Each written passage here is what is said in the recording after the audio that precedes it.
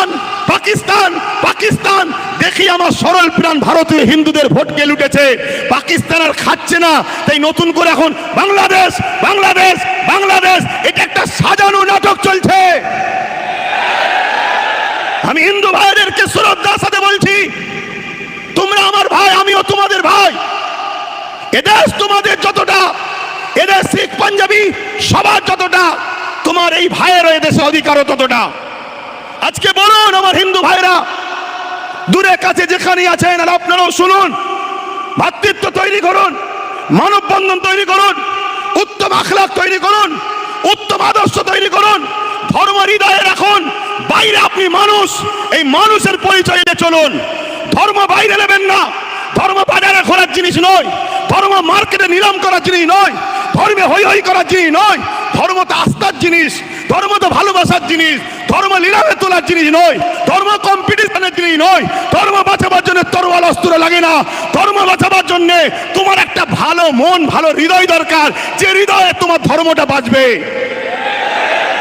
আজকে বড় দুঃখের সাথে বলতে হয়, ইউক্রেন আর রাশিয়ার যখন লড়াই হচ্ছিল, আমাদের সাহেব, বুঝতে পারছেন তো নাকি, আমাদের সাহেব ওই গুহার মধ্যে ক্যামেরাওয়ালাকে নিজে নিলাম করে দেখছিলেন, বুঝতে পারছেন না? আমাদের সাহেব ফোন করেছে নাকি ইউক্রেন আর রাশিয়ার যুদ্ধ বন্ধ হয়ে গেছে, সামান্য একটা ছোট্ট দেশ বাংলাদেশ, ও দেশে যদি আমার হিন্দু ভাইদের উপরে জুলুম হয়, তাহলে আপনি কি করছেন? পার্টি করছেন, পিকনিক করছেন, না হালো বিছানার উপরে ঘুমিয়ে আছেন? কেন আপনি বন্ধ করতে পারছেন না? আপনি যদি ইউক্রেন রাশিয়ার যুদ্ধকে বন্ধ করতে পারেন, তাহলে আপনার পাশের দেশ কেন বন্ধ করতে পারছেন না? আমি আর একটা তথ্য বলে যাচ্ছি, আপনাদের ঘরেও বলছি এবং আমার হিন্দু ভাইদের ঘরেও বলছি। কেন এটা বলতে চাইছি? কেন দেশটাকে বাঁচাতে হবে, দেশটা বাঁচাতে হবে। দেশটা হলো একটা বট গাছ বা একটা যে কোনো গাছ, এই গাছটা বেঁচে থাকবে ততক্ষণ যতক্ষণ এর শিকড়গুলো সুরক্ষিত থাকবে, ঠিক না বেঠিক? এর শিকড়গুলো, এর একটা শিকড়ের নাম হিন্দু, একটা শিকড়ের নাম মুসলমান, একটা শিকড়ের নাম শিখ, একটা শিকড়ের নাম আদিবাসী, একটা শিকড়ের নাম দলিত, একটা শিকড়ের নাম সাউদি, কি বলে সাঁওতাল, বিভিন্ন এক একটা শিকড় সব কটাই গাছের জন্য কিন্তু মজবুত। যদি একটা শিকড় কেটে যায়, মূলত আমার দেশ অর্থাৎ গাছটা দুর্বল হবে, দেশটা দুর্বল হবে। আজকে হিন্দুর দরদ দেখাচ্ছে কেন্দ্র সরকার, বাংলাদেশ নিয়ে বড় মিডিয়া গরম করছে, বাংলাতে অশান্তি তৈরি করছে। কিন্তু আমি জানতে চাই, আমাদের পাশে নেপাল 95% হিন্দু, সেই দেশের সঙ্গে ভারতের সম্পর্ক ভালো নেই কেন? কেন্দ্র সরকারকে জবাব দিতে হবে। কথা বলেন, জবাবের দরকার আছে না নাই? তুমি যদি এতই হিন্দু দরদি সরকার হও, এতই যদি হিন্দুদের ভালোবাসো, তাহলে জবাব দাও।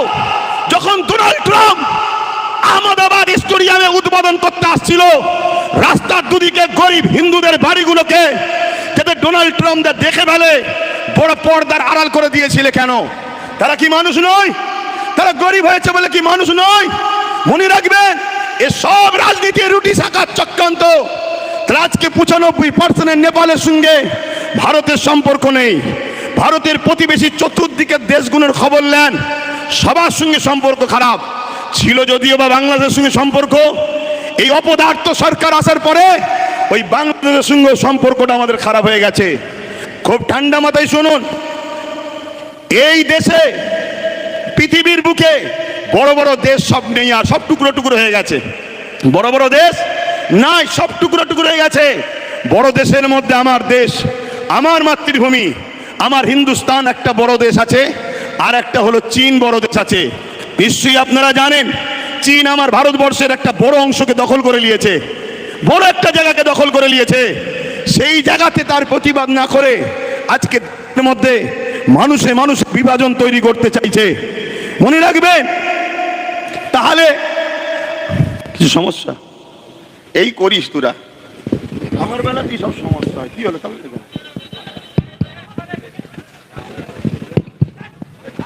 আস্তে আস্তে আস্তে এই ধৈর্য ধরতে হবে। ডিসিপ্লিন সব থেকে বড় জিনিস। এ লড়াই আজকে শেষ নাকি? নিশ্চয়ই আওয়াজ দিচ্ছি, শুনেছেন তো নাকি? হ্যাঁ, আমি এখান থেকে প্রকাশ্য বলে যাচ্ছি, এতে আমার হিন্দু ভাইয়েরা ভুল বুঝলে কিছু করার নেই। বাবরি মসজিদ ছিল, আছে, থাকবে। বাবরি মসজিদকে নতুন করে আমরা তৈরি করব, বলুন ইনশাল্লাহ, বলুন ইনশাল্লাহ। তবে বাবরি মসজিদ তৈরি করতে গিয়ে রাম মন্দির ভাঙতে লাগবে নাকি? না। কেন লাগবে না? যেখানে বাবরি মসজিদ ছিল ওখানে ফাঁকা আছে, ওখানে রাম মন্দির করেনি। এ তো বোকা বানিয়েছে আমার হিন্দু ভাইদের করে। শ্রদ্ধার সাথে বলছি ভাই, দুশ্মনের নজরে আমায় দেখুনি কেন? আমি ফ্রিডম ফাইটার পীর আবু বকর সিদ্দিকীর চতুর্থ প্রজন্ম, যিনি গান্ধী বাবুর সাথে কি বলে আশফাকুল্লাহ খানের সাথে, নেতাজির সাথে, ঈশ্বরচন্দ্র বিদ্যাসাগর, রবীন্দ্রনাথ টেগোরের সাথে এক পিরিয়ডে বসে ব্রিটিশ তাড়াবার জন্য যারা লড়াই করেছিল সেই পরিবারের সন্তান আমি। মনে রাখবেন আমি কি কথা বলছিলাম? এইসব বিছখানে ডিস্টার্ব হয়ে গেলে, হ্যাঁ কি কথা বলছিলাম? হ্যাঁ, চীন চাইছে ভারতকে টুকরো টুকরো করার। এদিকে পাকিস্তানও আছে, এও চাইছে ভারতকে বলুন টুকরো টুকরো করার। আর সেই টুকরো টুকরো করার ফাঁদে বা ইচ্ছা করে আমার কেন্দ্র সরকার কিন্তু সেই রাস্তায় নিয়ে যাচ্ছে দেশকে। আমাদের মধ্যে ঐক্যতা তৈরি করে, আমাদের মধ্যে ভ্রাতৃত্ব না তৈরি করে, আমাদের মধ্যে মিলবন্ধন না তৈরি করে শুধু একটাই আওয়াজ তুলছে, যেটা আমার বাইজিদ আমিন ভাই বলছিল, পুরো দেশ জুড়ে হিন্দু খাতরে মে হ্যায়। আগামী 30-এ, আগামী 40-এ মুসলমান এই হয়ে যাবে, মুসলমান ওই হয়ে যাবে, হিন্দু থাকতে পারবে না, এ থাকতে পারবে না, শুধু বলছে হিন্দু খাতরে মে হ্যায়। শুনুন আমার হিন্দু ভাইরা, দেশের প্রধানমন্ত্রী হিন্দু, স্বরাষ্ট্রমন্ত্রী হিন্দু, রাষ্ট্রপতি হিন্দু, প্রত্যেকটা রাজ্যের CM Hindu, DM Hindu, BDO Hindu, চচকচের মেন যারা বিচারপতি তারাও হিন্দু, সেনাপ্রধান হিন্দু, সব জায়গায় হিন্দু থাকার পরেও যদি হিন্দু খাতরে হয়, হিন্দু ভাইদের আন্দোলন করা দরকার। তোদের মতো হিন্দুকে রেখে লাভ নয়, দেশের প্রধানমন্ত্রী গুলো মুসলমানকে করবো আমরা। সব জায়গায় তোরা, সব জায়গায় তোরা, তারপরেও বলছি আমরা খাতরাই।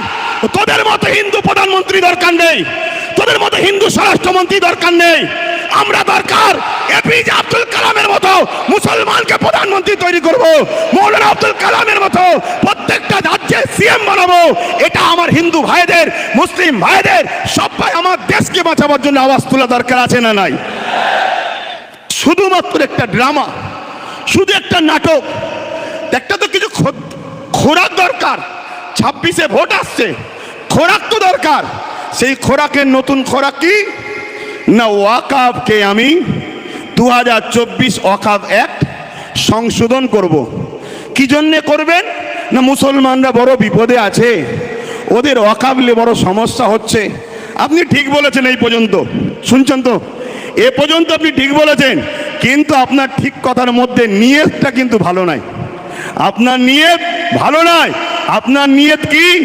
ওয়াকাফ সংরক্ষণের নামে পীর আব্বাস আলী গোরাচাঁদ রহমাহুল্লাহ হুজুর, যিনি এখানে লুহার তারেতে, লুহার বেড়াতে জানেন না চাপা ফুল দিয়েছিলেন, তাই এটা চাপাতলা। কথা বুঝে আসছে? সেই পীর বেড়া চাপা, মানে বেড়ার ওপরে চাপা ফুল, বেড়া চাপা। সেই পীর আব্বাস আলী গোরাচাঁদ রহমাহুল্লাহ, তিনার 900 বিঘের ওপরে জায়গা ছিল। 77 বছর ধরে যত হুকুমত আমার পশ্চিমবাংলায় এসেছে, দুঃখ নেবেন না, সত্যটাকে একটু জানুন, তারপরে পছন্দ হয় নেবেন, না পছন্দ হয় না নেবেন, কিন্তু শোনার আগেই কেন খেপে যাচ্ছেন?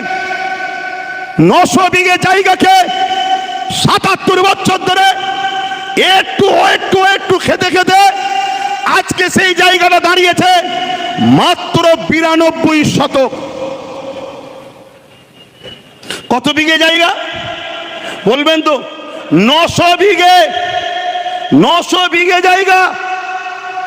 আমার রাজ্যের হিসাব দিচ্ছি, তাহলে বুঝবেন কেন্দ্র হঠাৎ করে বিল কেন করতে চাইছে। সেটা দাঁড়িয়েছে কত? 900 বিঘেটা দাঁড়িয়েছে 92 শতক, কিছু কম 3 বিঘে। কথা বুঝলেন? 900 বিঘের থেকে বেঁচে আছে কিছু কম 3 বিঘে। এখন মোদি বাবু হঠাৎ করে ভাবছে ওই 3 বিঘেটা তোরা খেতে পারবি না, এটা আমি খাবো, এজন্য বিল বানাতে চাইছে। যদি মুসলিমেরই সংরক্ষণ দরকার, তাহলে হাজার লক্ষ বিঘে হিন্দু ভাইদের দৌবত্ব সম্পত্তি আছে, সেই দৌবত্ব সম্পত্তি থেকে হিন্দু ভাইদের বিকাশ করুন, হিন্দু ভাইদের শিক্ষার ব্যবস্থা করুন, হিন্দু ভাইদের রুজি রুটি থাকার ব্যবস্থা করুন। আদিবাসী ভাইদের জল জঙ্গলের সম্পদ কর্পোরেশনরা লুটে লুটে বড় বড় বিল্ডিং তৈরি করে ফেলছে। আপনি যদি উপযুক্ত প্রধানমন্ত্রী হন, দেশকে যদি ভালোবাসেন, দেশবাসী সবকা সাথ সবকা বিকাশ যদি চান, তাহলে জল জঙ্গলের দখলকৃত সম্পদকে উদ্ধার করে আদিবাসী ভাইদের শিক্ষা, স্বাস্থ্য, রুজি রুটি, কর্মসংস্থান মূল সুরাতের দিকে টেনে নিয়ে আসুন। না, উনি শুধু মুসলমানদের দরদি হয়েছে। শুনছেন তো নাকি? এদিকে বলছে হিন্দু খাতরে মেয়ে, আর প্রধানমন্ত্রী বলছে মুসলমানদের আমি উপকার করব। এ নাটক বুঝতে বাকি নয়। উনি এই বিলটা তৈরি করে পুরো দেশের 27 লক্ষ বিঘে সম্পদ, অঙ্কটা মনে রাখবেন, পুরো দেশ জুড়ে 27 লক্ষ বিঘে সম্পদ আছে। এই 27 লক্ষ বিঘে সম্পদকে পুরো গভর্নমেন্ট হাত করতে চাইছে। অর্থাৎ কেরলে 1400 বছরের একটা মসজিদ আছে, বাদশাহ চিরামান, যে বাদশাহ একদিন আকাশের দিকে তাকিয়ে দেখে পূর্ণিমার চাঁদ দুটুকরো হচ্ছে। এই দৃশ্যটা দেখে বাদশাহ চিরামান, হিন্দু ঘরের সন্তান, তার মনের মধ্যে এই তারিখটা রয়ে গেল। একদিন হযরতে মালিক রাহমাহুল্লাহ এমন করে কেরলে এসেছিল বিজনেসের জন্য। বাদশাহ চিরামান মাওলানা হযরতে আব্দুল মালিক হুজুরকে জিজ্ঞাসা করলেন যে এই দিন চাঁদ দুটুকরো হয়েছিল, আপনারা তো আসমানি কিতাবের খবর রাখেন, বলতে পারবেন কি হয়েছে? হযরত আব্দুল মালিক বললেন, এক জাদুকর আমার লিডার, আমাদের প্রফেট, মানুষ জাতির সর্দার নবী প্রফেট মুহাম্মদ সাল্লাল্লাহু আলাইহি ওয়াসাল্লামকে কিছু মুজিজা দেখতে চেয়েছিল আসমানে, তাই আঙ্গুলের ইশারা করেছিল, চাঁদটা দুটুকরো হয়ে গিয়েছিল। এই কথাটা শোনার সাথে সাথে রাজা চিরামান এই কেরল থেকে মক্কার জমিনে গিয়ে হযরত প্রফেট মুহাম্মদ সাল্লাল্লাহু আলাইহি ওয়াসাল্লামের হাতে হাত দিয়ে আখেরি মেসেঞ্জার, আখেরি আওতার, আখেরি পথ প্রদর্শক, আখেরি প্রফেট হিসাবে তিনাকে মেনে নিয়ে ঈমানের কালিমা পড়ে ইসলাম ধর্ম কবুল করেছিল। সেই প্রফেটের অনুসরণ করে রাজা চিরামান কেরলে একটা মসজিদ তৈরি করেছে, যে মসজিদের বয়স 1400 বছর। এই 1400 বছরের মসজিদ প্রমাণ দিচ্ছে ভারতবর্ষে মুসলমান স্বাধীনতার পরে বাংলাদেশ থেকে নয়, আফগান থেকে নয়, পাকিস্তান থেকে নয়, এ ভারতের বুকে 1400 বছর ধরে আছে। তার প্রমাণ হলো কেরলের মসজিদ। 1400 বছর আজান হচ্ছে, 1400 বছর নামাজ হচ্ছে। যে মুসলমানদের ভারতবর্ষে পরিচয় 1400 বছরে থাকতে পারে, এই 14 দিনের সরকার এনআরসি করে আমাদেরকে তাড়ানো অসম্ভব হচ্ছে। এই ওয়াকফকে কবজা করে, ওই মসজিদকে প্রমোটিং করে, বিক্রি করে, তোমার আমার প্রাচীন ঐতিহ্যকে মিটিয়ে তোমাকে আমাকে প্রমাণ করতে চাইছে স্বাধীনতার পরে এসেছো, তারপরে এনআরসি করে তোমাকে আমাকে হত্যা করবে। মাথায় ঢুকছে? বক্তব্য শুনছেন? কেন আমি অনেক ঠান্ডা মাথায় চিন্তা করছিলাম, আরে ওয়াকফ তো সবাই খেয়েছে, ওয়াকফের মধু চাকতে এমন কেউ তো নাই। ওয়াকফের মধু সবাই চেকেছে, আর এই চাকার জন্য সব থেকে বড় দোষী আমরা। আমরা যদি ঘরের দরজা খুলে আর সোনা দানা বাইরে বার করে ঘুমোই, চোরের কাজ তো ভাই চুরি করবে। তা আমরা সারা জীবন একে বললাম, ওকে বাপ বললাম, তাকে বাপ বললাম, সবাইকে মাথায় তুলে দিলাম, যেই উঠেছে সেই আমাদের ওয়াকফকে চেকেছে। তো হঠাৎ করে ইনি বিল পাস করতে চাইলো কেন? এই প্রশ্নটা আমার মাথায় খটকা দিয়েছে। আমি রিসার্চ, আমার ক্ষুদ্র জ্ঞানে চিন্তা ভাবনা করে আমি যেটা দেখলাম, একটা মসজিদ আছে 1300 বছর বয়স গুজরাটে। এভাবে ভারতবর্ষ জুড়ে হাজার হাজার বছর ধরে ঐতিহ্যের মসজিদ, কবরস্থান, মাদ্রাসা, খানকা, দরগা প্রমাণ দিচ্ছে এ ভারতবর্ষে মুসলমান হাজার হাজার বছর ধরে আছে। স্বাধীনতার লড়াইতে 95,000 কম বেশি মানুষ দেশের জন্য জীবন দিয়েছে প্রথম কাতারে, তার মধ্যে 63,000-ও বেশি মুসলমানের জীবন কোরবান হয়েছে দেশের জন্যে। তাই ব্রিটিশ চলে গেছে, আজ চাইনিজ যদি মনে করে আমার দেশকে লুটবো, আমার দেশকে মিটাবো, চাইনারাও জানে এরা খালেদ বিন ওলীদের উত্তরসূরি, এরা জানে এরা হযরতে সিদ্দিক আকবরের উত্তরসূরি, ফারুক আজমের উত্তরসূরি, হযরতে মৌলা আলীর উত্তরসূরি। অতএব এরা থাকা অবস্থায় ভারতের ক্ষতি পৃথিবীর কোনো দাদা করতে পারবে না। তাই বড় প্ল্যান করে আজ ক্ষমতাশালী যারা, তাদের দ্বারা বিভাজন তৈরি করার ষড়যন্ত্র করছে। মনে রাখবেন, এই লড়াই আমাদের সাংবিধানিক অধিকার লড়াই। আমার আগে বাইজিৎ ভাই বলছিলেন 1947 আইন তৈরি হয়ে গেছে ভারতবর্ষে। আজকের দিন থেকে যেটা মন্দির মন্দির থাকবে, যেটা মসজিদ মসজিদ থাকবে, যেটা গির্জা গির্জা থাকবে, ওখানে তুমি হাত আর দিতে পারবে না। কিন্তু দুঃখের বিষয়, কোর্টের মধ্যে কিছু জজ হয়েছে, তারা আজকে মুখ চাওয়াচাই করে দেখে, আইনকে দেখে না, আইনকে তারা রেখে দিয়েছে। তাই বোম্বাইয়ের এক মসজিদে সার্ভের নামে নোটিশ যেই দিয়েছে, 1.5 ঘন্টার মধ্যে নোটিশ ধরিয়ে দিয়েছে সার্ভের। সেই সার্ভে করতে গেল, মসজিদ কমিটি হেল্প করলো, সার্ভে হয়ে গেল। পরের দিন সকালবেলা সকাল 6টায় আবার গেছে। কেন? গতকাল তো সার্ভে করলেন, আবার আজকে আসছেন কেন? না, একটা অশান্তি লাগাতে হবে, একটা ফিতনা লাগাতে হবে। গতকালকে হয়নি, ওই অশান্তি হলো। সেই অশান্তিতে প্রশাসনের গুলিতে 5টা নিরীহ ভারতীয় জীবন চলে গেল। তার মধ্যে 17 বছরের একজন যুবক, সে গরিব, খেলনা বিক্রি করছিল, তার বুকে যে গুলি লাগলো সেও মারা গেল। এটা হলো আজকের ডিজিটাল ইন্ডিয়া আমার মোদি সাহেবের। আজকে মনে রাখবেন, এই চক্রান্ত পুরো দেশ জুড়ে করছে। এর পিছনে কিন্তু আমাদেরও অন্যায় আছে না নাই? কথা বলুন। কেন 77 বছর ধরে যখন টুকটুক করে খাচ্ছিল তখন আমরা চুপ করেছিলাম, আজকে পুরো লিকে লিয়ে খাওয়ার চেষ্টা করছে। সমাজের বুকে একটা মিডিয়া মাধ্যমে প্রচার হচ্ছে, কিরকম মিথ্যা প্রচার একদল মিডিয়া করছে। দেখুন কি প্রচার করছে। 1995 একটা আইন হয়েছিল, সেই আইনে নাকি আছে মুসলমান 4-5 জন যেখানে দাঁড়াবে, দাঁড়িয়ে বলবে এটা আমার, সেটা ওয়াকফ হয়ে যাবে। শুনছেন? আচ্ছা, এটা কখনো হয়? এটা কখনো হয়? এভাবে সমাজের মধ্যে বিভাজন তৈরি করছে। আরেকটা কথা মনে রাখবেন, আমার ভারতবর্ষের 140 কোটি মানুষের মধ্যে 100 কোটি মানুষ হলো অশিক্ষিত, তাদের পেটে বিদ্যা নেই। এ বিদ্যা দিয়ে হয়নি ইচ্ছা করে, তাদেরকে ইতিহাস পড়ানো হয়নি।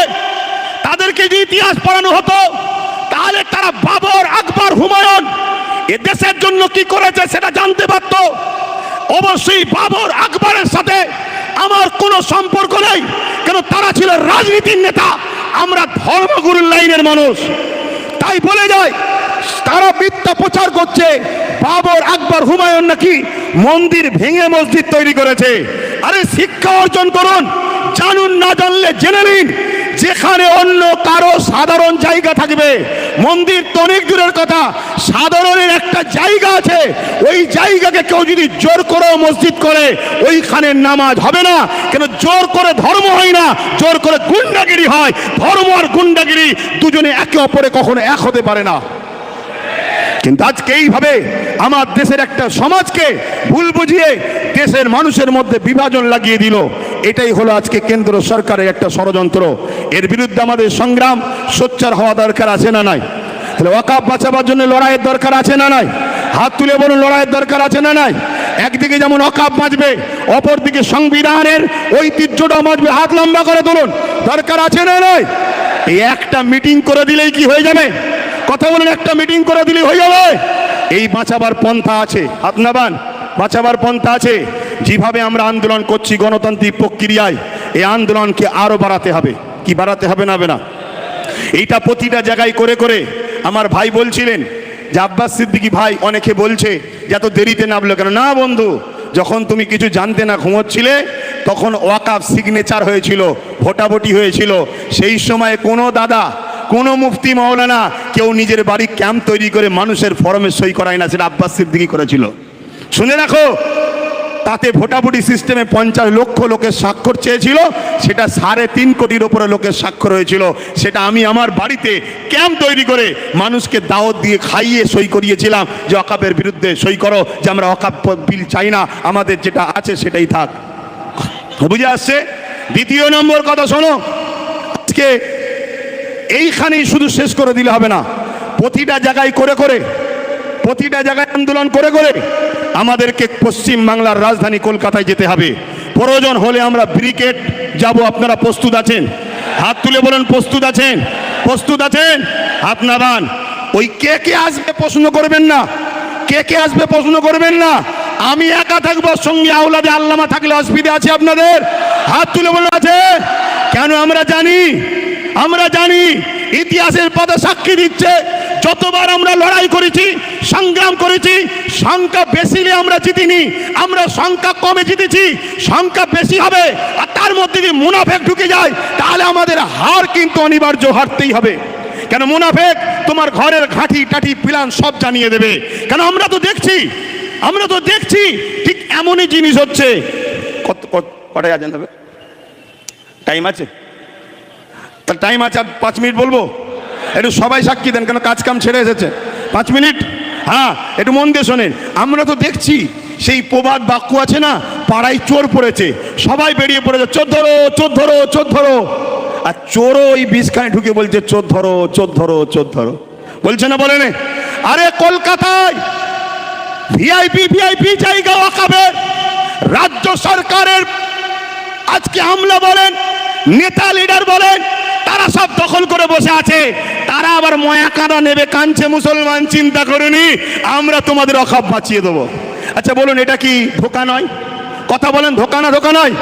কেন? আমরা নাম ধরে বলতে পারি, কালীঘাটে টিপু সুলতানের সন্তানের মাজার রয়েছে, তার কবরের ওপরে দোকান হয়ে গেছে, ওটা ওয়াকাফের জায়গা।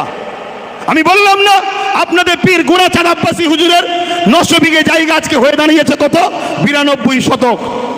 এই লড়াইটা করতে হবে, কিন্তু এই লড়াই কোন গাদ্দার মুনাফেককে নিয়ে নয়। এই লড়াই আমরা সংগঠিত হব। প্রকৃত যারা সংবিধানকে ভালোবাসে, প্রকৃত যারা ইমানদার, আমরা সংগঠিত হয়ে এই লড়াই শুরু করেছি। ইনশাআল্লাহ এই লড়াইয়ের শেষ ইনশাআল্লাহ আমরা করেই দেখাবো। বলুন ইনশাআল্লাহ। আরেকটা ছোট্ট নমুনা দিয়ে যাচ্ছি। এই নদী পার হলেই উপারে চুচুড়ায় একটা মসজিদ আছে, মাদ্রাসা আছে 1000 বছরের, যারা আজকের বাজার 10-20 হাজার কোটি টাকা, সেই সম্পদে তালা মেরে দিয়েছিল আজকের যিনি সরকার রয়েছে কেন্দ্রে, এই রাজ্যে তালা মেরে দিয়েছিল। অনেকে আন্দোলন করেছে, খুলতে পারে না। অনেকে আন্দোলন করেছে, খুলতে পারে না। মাত্র 12 থেকে 15 হাজার যুবক নিয়ে আহলে সুন্নাত ওয়াল জামাত আন্দোলন করেছিল। তালা খুলে আসর মাগরিবের নামাজ পড়ে সেখান থেকে এসেছিলাম আমরা। কারণ ইমানদার কখনো হুকুমতকে ভয় করে না, ইমানদার সৃষ্টিকর্তাকে ভয় করে। ইমানদার বোমকে ভয় করে না, কামানকে ভয় করে না, বন্দুককে ভয় করে না, শাসকের রক্তচক্ষুকে ভয় করে না। ইমানদারের হৃদয়ে আল্লাহর ভয় রয়েছে।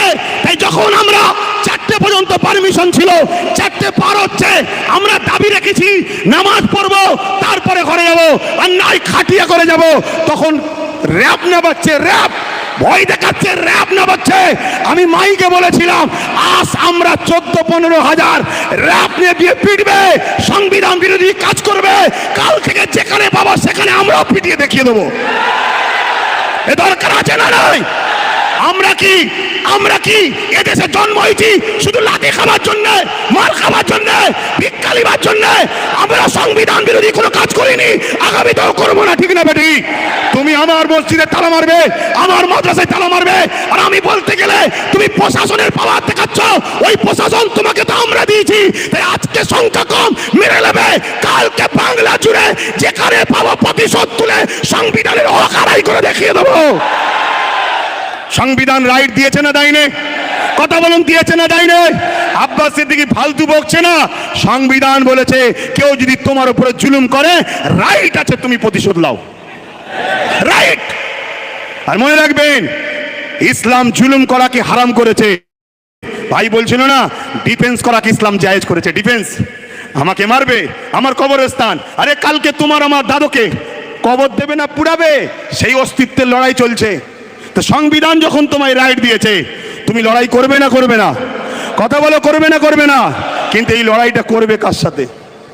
যারা বিগত 77 বছর যারা ওয়াকাফ খেয়েছিল, মসজিদকে লুটেছে, মাদ্রাসাকে লুটেছে, কবরস্থানকে লুটেছে, তাদেরকে পাশে করলে লড়াই করবে নাকি? এ কথা বলো। কারণ এই সমাজে 2 ধরনের ওয়াকাফ নিয়ে লড়াই হচ্ছে। একদল লড়াই করছিস, ভাই তুইও তো ওয়াকাফ খেয়েছিস রে, তুই তো যারা ওয়াকাফ খায় তার সঙ্গে তোকে দেখা গেছে, তুই আজকে চিল্লাচ্ছিস কেন? সে বলছে ভাই বুঝিস না কেন, এ তো ভাগ দিত, মুদি নিলে ভাগ দেবে না, তাই তো লড়াই করতে নেমেছি। মুদি যদি ভাগ দেবে বলে, এ কিসের লড়াই আবার? কথা বুঝছেন না, বোঝেন না? আর এক দল লোক লড়াই করছে।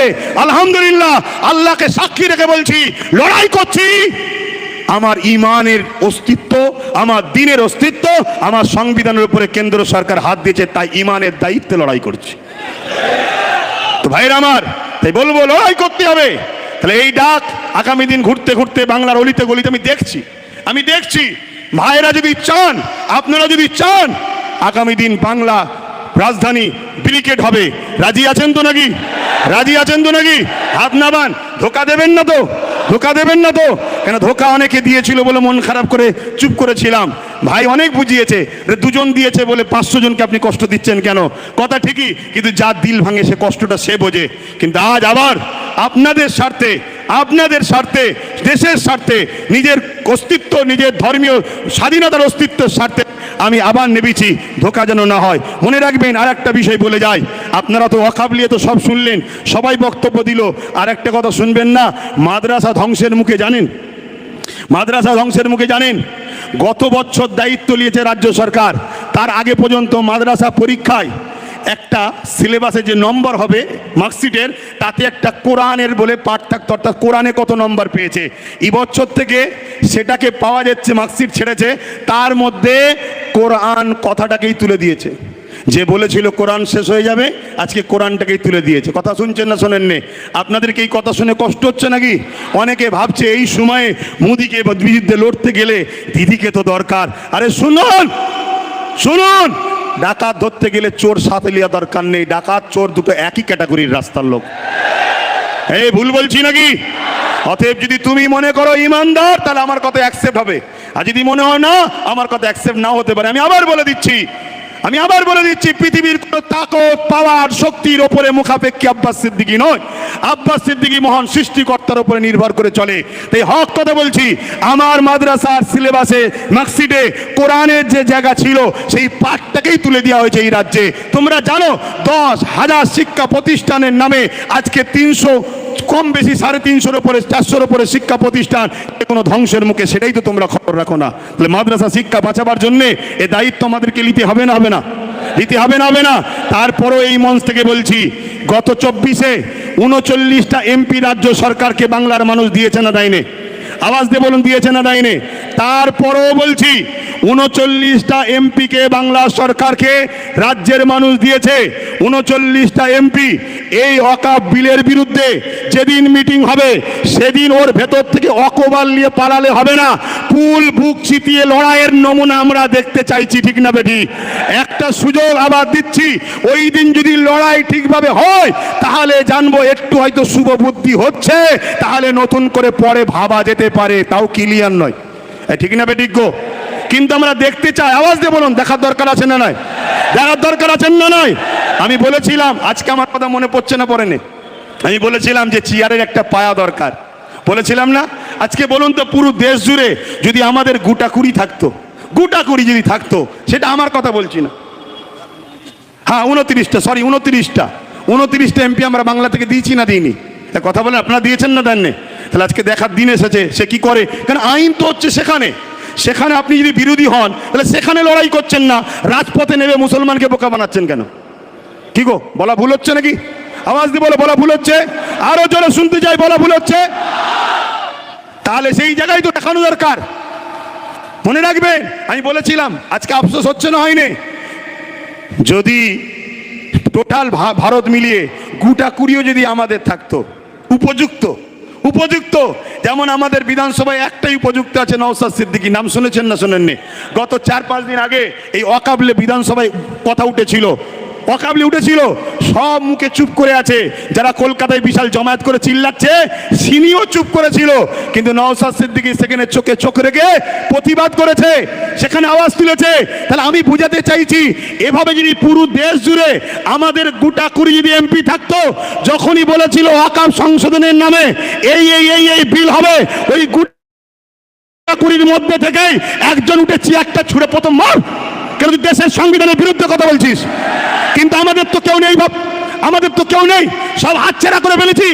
আজ শপথ নেন, আমাদের ভুল যদি ভাঙে, সময় যদি আসে, ওয়াকফ বিল এত সহজে তো করতে দেওয়া যাবে না। তাতে লক্ষ যুবকের বুকের তাজা দিতে, রক্ত দিতে হলেও আমরা দিতে রাজি আছি, রাজি নয়। কিন্তু এরপরেও আগামী দিন শুধু রাস্তায় দাঁড়িয়ে আমরা লড়াই করবো কেন? রাস্তায় দাঁড়িয়ে কতবার চিল্লাবো? তাই আগামী দিন সেন্টার হোক, রাজ্য হোক, সব জায়গাতেই আমাদের পক্ষে উপযুক্ত পায়া দাঁড় করিয়ে করিয়ে রাখা দরকার আছে না নয়? আছে না নয়? অঙ্গীকার করছেন তো নাকি? অঙ্গীকার তো নাকি? আল্লাহকে সাক্ষী রেখে হাত তুলে বলেন, মুনাফিকি নয়, আল্লাহকে সাক্ষী রেখে বলেন। আজকে বড় দুঃখ, আজকে বড় আফসোস, একটা কেউ আমাদের বলার নেই। ওয়াকাব নিয়ে বলবে কে? আমাদের কেউ নেই। মাদ্রাসা সংরক্ষণ, মাদ্রাসা বাঁচাবার জন্য বলবে কে? আমাদের কেউ নেই। ওবিসি, ওবিসি বোঝেন? এ ওবিসি বোঝেন? আকসার লোক তো ওয়াকাব জিনিস কি সেটাই বোঝে না। ওবিসি বোঝেন? ওবিসি হলো একটা সংরক্ষণ, যার মাধ্যম দিয়ে দু একটা হলেও মুসলমান চাকরি পাচ্ছিল। সেই ওবিসিটাকে বড় প্ল্যান মাফিক গোঁজামিল করে সংরক্ষণ দেওয়ার জন্য। তাহলে কিন্তু ভুল হবে। অবশ্যই ফুরফুরা শরীফ আহলে সুন্নাত ওয়াল জামাত ডাক দিয়েছে, অবশ্যই এটা একটা ইসলামিক চিন্তাধারার উপরে ধর্মীয় সংগঠন। কিন্তু ধর্ম কাকে বলে? যে মানুষের ভালো চায়, যে সমাজের ভালো চায়, যে ইনসাফ শেখায়, যে ইনসানিয়াত শেখায়, যে মানব বন্ধন শেখায়, যে প্রেম শেখায়, সেটাই তো ধর্ম। যে বিভাজন শেখায় ওটা ধর্ম নয়, ওটা ধর্মর নামে ব্যবসা, ওটা ধর্মর নামে শয়তানি, ধর্মর নামে মানুষের সঙ্গে প্রতারণা। আমি আশা রাখি যত ধর্ম আছে কোনো ধর্মেই হিংসা শেখাই না, কোনো ধর্মই বিদ্বেষ শেখাই না। কিন্তু তথাকথিত কিছু রাজনীতির নেতারা যুগে যুগে নিজেদের রুটি শাকার জন্য এই বিভাজন লাগিয়ে আসছে। তার সবথেকে জ্বলন্ত একটা প্রমাণ হলো ব্রিটিশ হুকুমত। ব্রিটিশ হুকুমত আমার দেশে 198 বা 200 বছর ছিল। কাজ কি ছিল? আমার দেশের সম্পদকে লুটে বিদেশে রপ্তানি করা। আর এর জন্য ব্রিটিশ হুকুমত আমার দেশের মধ্যে দুই বৃহৎ শক্তি, হিন্দু ভাই আর মুসলিম ভাইদের মধ্যে সবসময় বিভাজন লেগিয়ে রেখেছিল বিভিন্নভাবে। তাই আজকের এই আন্দোলন মোটেই যদি কেউ মনে করেন আমি আমার ধর্মীয় মসজিদ মাদ্রাসা দিন ইসলামের জন্য আন্দোলন করতে নেমেছি শুধুমাত্র এর জন্য, তাহলে এটাও একটা চরম ভুল হচ্ছে। আজকের এই আন্দোলন যেমন হিন্দু মুসলমান নয়, আজকের এই আন্দোলন শুধু মসজিদ মাদ্রাসা খানকা ঈদগাহ ওয়াকফ নিয়ে নয়। আজকের এই আন্দোলন মনে রাখবেন আগামী দিনের আমার ভারতের সংবিধান থাকবে না আমার সংবিধান মিটে যাবে, এটা হলো আমাদের মূল লড়াই। এই জায়গাটা মাথায় রাখুন। আমি জানি মসজিদ আমার প্রিয়, মন্দির আমার হিন্দু ভাইদের প্রিয়, গির্জা আমার শিখ কি বলে খ্রিস্টান ভাইদের প্রিয়, গুরুদুয়ার পাঞ্জাবি শিখ ভাইদের প্রিয়, যার প্রিয় তার কাছে প্রিয়। হ্যাঁ, আমার দেশে এরকমও কথা শোনা যাচ্ছে ধর্মকে টিকাবার জন্য নাকি অস্ত্র দরকার। এটা কেমন ধর্ম আমার জানা নাই। ধর্ম টিকাবার জন্য অস্ত্রের প্রয়োজন নাই। আমি আমার ইসলামের অনুসারীদেরকে বলবো ধর্মকে টিকাবার জন্য সব থেকে বড় প্রয়োজন হলো তুমি মন উদার করে একটা মানুষ হও, এতেই তোমার ধর্ম হু হু করে আগাচ্ছে, আরো আগাবে। আজ আমেরিকা বলো, ফ্রান্স বলো, ব্রিটেন বলো, জাপান বলো, একটা মেসেজ দিয়ে যাচ্ছি। সেসব দেশে আমরা শুনতাম ইসলামের ওপরে রাষ্ট্রীয়ভাবে হামলা হয়, নূর মুহাম্মদ সাল্লাল্লাহু আলাইহি ওয়াসাল্লামের কার্টুন তৈরি হয়, প্রফেট মুহাম্মদ সাল্লাল্লাহু আলাইহি ওয়াসাল্লাম সম্বন্ধে বিদ্বেষ কথা বলা হয়, মসজিদের ওপরে হামলা। ইংল্যান্ডে নামাজ পড়ছে গুলি করে মেরেছে 50 জনকে। এর কারণটা কি? এর কারণ একটাই, তারা তাদের ঘরের সন্তানগুলোকে ইসলামের আদর্শ থেকে দূরে রাখতে পারছে না। তারা তাদের ঘরের সন্তানগুলোকে হযরত প্রফেট মুহাম্মদ সাল্লাল্লাহু আলাইহি সাল্লাম জিনা সম্বন্ধে সৃষ্টিকর্তা বলছে ইন্নাকা লাআলা খুলুকিন আযীম, সেই উত্তম চরিত্রওয়ালা মহামানবের প্রেম থেকে দূরে রাখতে পারছে না। অর্থাৎ তাদের ঘরে শিক্ষিত এডুকেটেড পারসন যুবক যুবতীরা দলে দলে দলে দলে ইসলাম কবুল করছে, প্রফেট মুহাম্মদ সাল্লাল্লাহু আলাইহি সাল্লামকে মেনে নিচ্ছে। তাই তারা আতঙ্কে ভয়ে বারবার ইসলামের উপরে আঘাত, কোরআনের উপরে আঘাত, রাসূলের উপরে আঘাত, দ্বীনের উপরে মিথ্যা প্রচার মিডিয়া মাধ্যম দিয়ে তারা করছে। এরপরেও কিন্তু আগামী সমীক্ষা বলছে আগামী 40 থেকে 45-এর মধ্যে ইউরোপ দুনিয়া পুরো মুসলমানদের কবজাতে আসছে, তাদের সমীক্ষা বলছে। কেন? তাদের প্রেসিডেন্ট তো মুসলমান নয়, তাদের রাষ্ট্রপতি তো মুসলমান নয়, তাদের প্রশাসনের ক্ষমতা মুসলমানের হাতে নয়, তাদের চেয়ারপারসন সব জায়গার মুসলমান তো নয়। তারপরও 40 বছর পর 2040-এ তাদের সমীক্ষা, তাদের যে ব্রিটেন সহ পশ্চিমা দুনিয়া এমন করে মুসলিমদের ক্ষমতা, মুসলিম সংখ্যা, মুসলিমদের জন্য এই ক্ষমতা হাতে উঠে যাচ্ছে। কারণ কি? তাদের ঘরে শিক্ষিত যুব সমাজ, শিক্ষিত কন্যা সমাজ গুগলকে সার্চ করছে পৃথিবীর শ্রেষ্ঠ মহামানবকে।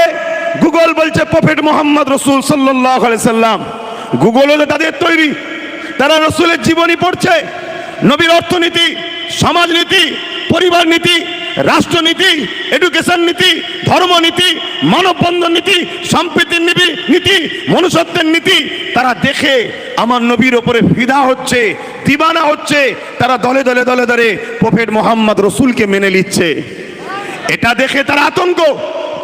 তাই আজকে মনে রাখবেন, আজকে আমাদের যে আন্দোলন, নিশ্চয়ই আপনারা দেখছেন পিছনে লেখা আছে ওয়াকফ বাঁচাও, দ্বিতীয় লেখা আছে ওবিসি সংরক্ষণ বাঁচাও, 3 নম্বর লেখা আছে মাদ্রাসা শিক্ষা বাঁচাও।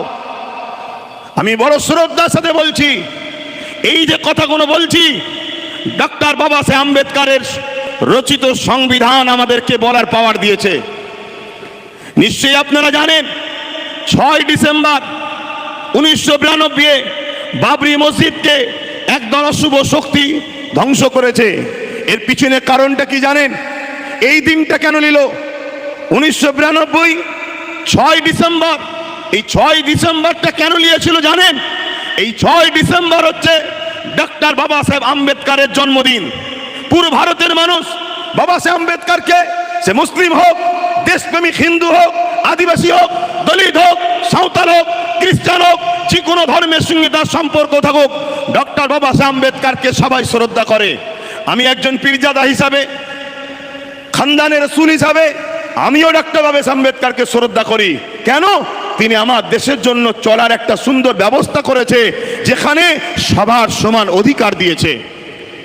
তাই সেই ডক্টর বাবা সাহেব আম্বেদকরের এই 6 ডিসেম্বর জন্মদিন ছিল। এই দিনটাকে পুরো ভারতের মানুষ বড় আনন্দের সাথে, গরিমার সাথে ডক্টর বাবা সাহেবের স্মৃতি উদযাপন করত বিভিন্ন কর্মসূচি নিয়ে।